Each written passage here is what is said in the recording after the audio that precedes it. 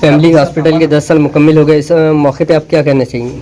जी, इस मौके पे हम यही कहना चाहेंगे कि हम सब लोग, हमारा पूरा समाज, सोसाइटी, माशरा, ये जो है बहुत सारी प्रॉब्लम से गुजर रहा है, जिसमें से एक बहुत बड़ी प्रॉब्लम जो है वो मानसिक बीमारियों की है।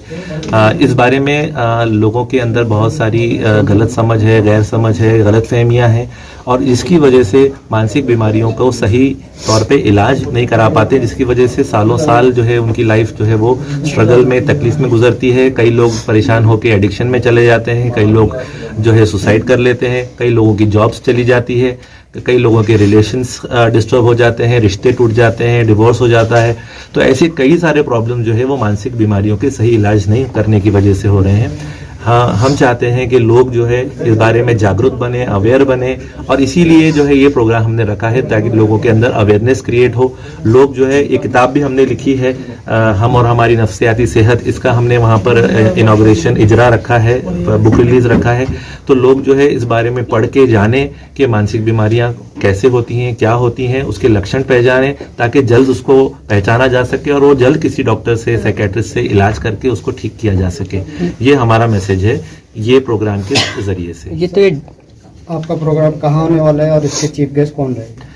ये प्रोग्राम जो है मौलाना आज़ाद रिसर्च सेंटर मजनू हिल औरंगाबाद में है, रात को 8 बजे, और इसके chief guest member of parliament खासदार सैयद इम्तियाज़ जलील साहब रहेंगे, और भी बहुत सारे डिग्निटरीज, डॉक्टर्स और उलमा इसके अंदर शरीक होंगे।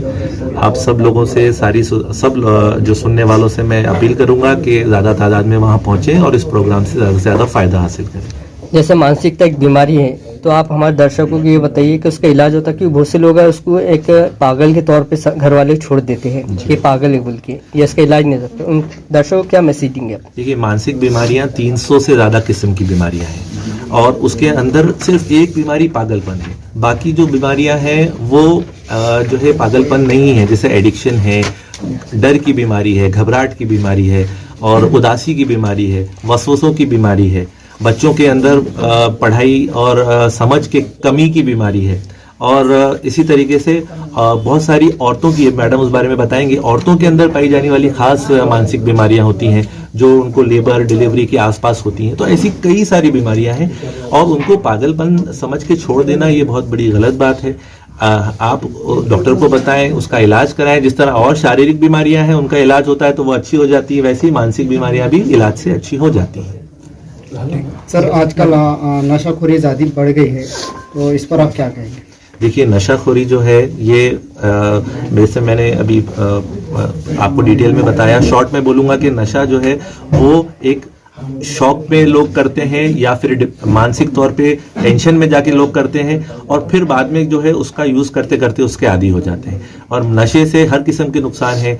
आदमी और ज़्यादा कभी एग्रेसिव हो जाता है, वायलेंट हो जाता है। ज़्यादातर सुसाइड जो है वो नशे की इन्फ्लुएंस में होते हैं, ज़्यादातर एक्सीडेंट्स उसकी वजह से होते हैं, ज़्यादातर जो है होमिसाइड्स, मर्डर्स भी लोग नशा करके करते हैं। और सोसाइटी के अंदर कितनी प्रॉब्लम्स है, औरतों पे, बच्चों पे अत्याचार होता है, कई सारी प्रॉब्लम जो है वो नशे की वजह से होती हैं। तो नशा जो है ये एक मानसिक बीमारी हो जाती है, जिसकी वजह से इंसान उसको छोड़ नहीं पाता।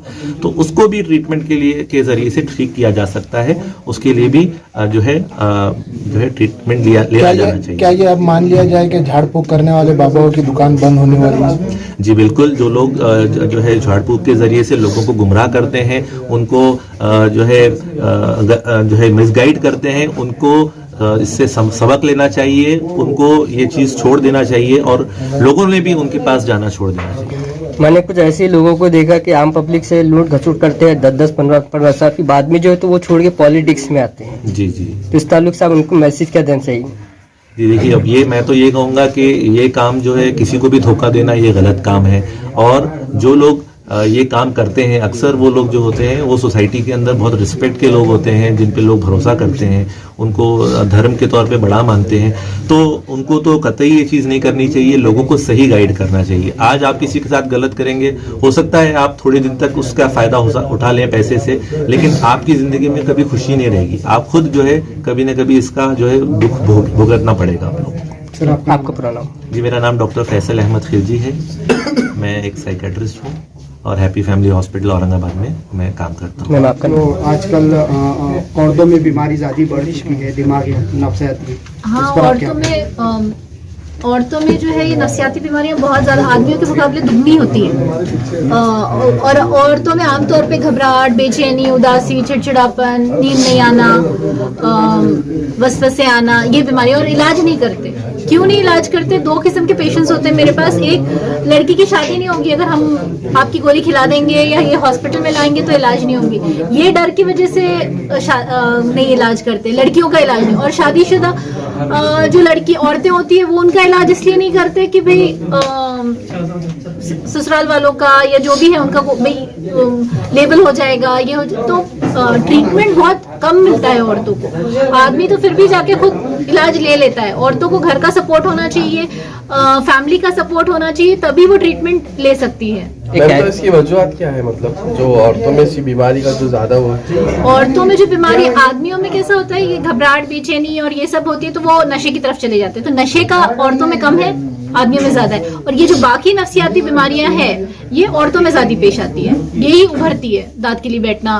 बेहोश होना, घबराहट, बेचैनी, चक्कर, उदासी, चिड़चिड़ापन, इस तरह से। और औरतों में जो हार्मोनल चेंजेस भी होते हैं डिलीवरी बाद और महामारी के टाइम, वो सब की वजह से भी औरतों में इन सब का इंसिडेंस ज्यादा है।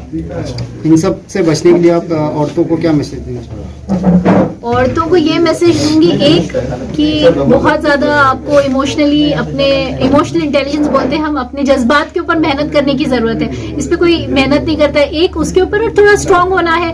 औरतें इसने बोल दिया, उसने बोल दिया, ये सब बातों से बहुत जल्दी डिस्टर्ब हो जाती है। तो ये सब छोड़ के इससे आगे उभरना है, निकलना है। और अगर आप पहचान रहे हो कि आपको तकलीफ हो रही है तो आपको इलाज खुद ट्रीटमेंट के लिए आना है। नहीं मेरा कोई इलाज नहीं करा रहा इसलिए मैं इलाज नहीं कर रही हूँ, ऐसा नहीं। और एक स्ट्रेस फ्री लाइफ की तरफ मेहनत करना है। मैम जैसे कि डोमेस्टिक वायलेंस, कोई कोई घरों में डोमेस्टिक वायलेंस होता है, उससे भी जो है तो लेडीज जो है तो डिप्रेशन में आ जाती है। बराबर। उसके लिए आप उनको क्या मैसेज देना चाहेंगे? अक्सर डोमेस्टिक वायलेंस वाले आदमी या तो नशा करता है या फिर कुछ गुस्सा का तेज होता है, औरत मारपीट के साथ मारपीट करेगा, औरत घर पे वैसे ही सहती रहती है। मेरे इतने सारे पेशेंट्स हैं जो मारपीट सहते हैं और बच्चे हो गए, हम कुछ नहीं कर सकते, हमारे पास ऑप्शन नहीं है। फिर सोल्यूशन ये निकल, कितना भी कन्विंस कर लो वो औरत, उससे बाहर निकलने के लिए उसको ऑप्शन ही नहीं होता है कि भाई मैं कहाँ जाऊंगी, ना मैं पढ़ी लिखी हूँ, ना मैं कुछ कमा सकती हूँ, ना मैं कुछ कर सकती हूँ, मेरे बच्चों का क्या होगा, मेरे को वही सहना है। तो सोल्यूशन ये निकलता है कि आदमी को ट्रीट करो। तो फिर इस तरह से बताया जाता है कि भाई आपके हस्बैंड को कन्विंस करो, उनका अगर अपन इलाज करेंगे उनका नशा छूटेगा। या फिर नहीं मान रहे तो हम कुछ इस तरह से दवा देते कि भाई ये खाने में डाल के शुरू करो। शुरुआत ऐसी होती है, फिर धीरे धीरे कन्विंस करके पेशेंट को लेके आते हैं। पेशेंट को ट्रीटमेंट, मेन तो पेशेंट को ही ट्रीटमेंट दिया जाता है, बिना पेशेंट के कंसेंट के हम ट्रीटमेंट नहीं देते। मैम टाइम पीरियड कितना होता है फिर भी एक अंदाजा? देखो 30% पेशेंट ऐसे होते हैं जो 6 महीने साल में अच्छा इंप्रूवमेंट आ जाता है। 30% होते हैं जिनको कुछ साल हो, लंबे साल, 5 साल हो, 10 साल हो। और 30% पेशेंट ऐसे हैं जिनको जिंदगी भर लेना पड़ता है। अब ये बीमारी की 3 किस्म के ट्रीटमेंट होते हैं, एक मेडिसिन, एक काउंसलिंग, साइकोथेरेपी, और जो उसके लाइफ में स्ट्रेसर्स आते हैं वो सबको वो कैसा हैंडल करे। तो अब किसी के लाइफ में कोई स्ट्रेसर ही नहीं आए, वो उसका सोचने का ढंग भी बहुत अच्छा हो, तो ये पेशेंट जल्दी रिस्पॉन्ड करते हैं, इनको बहुत जल्दी इंप्रूवमेंट आ जाता है। जो पेशेंट है नहीं मैं मेरा नेगेटिव सोचने का ढंग में चलते रहूंगा, उसके लाइफ में बड़े बड़े स्ट्रेसर्स आएंगे, तो फिर उनको लंबी दवाएं चलती है इस तरह से। आपका नाम बताइए। मैं doctor Sana Khadri Khilji happy family hospital में प्रैक्टिस करती हूँ, आजाद चौक।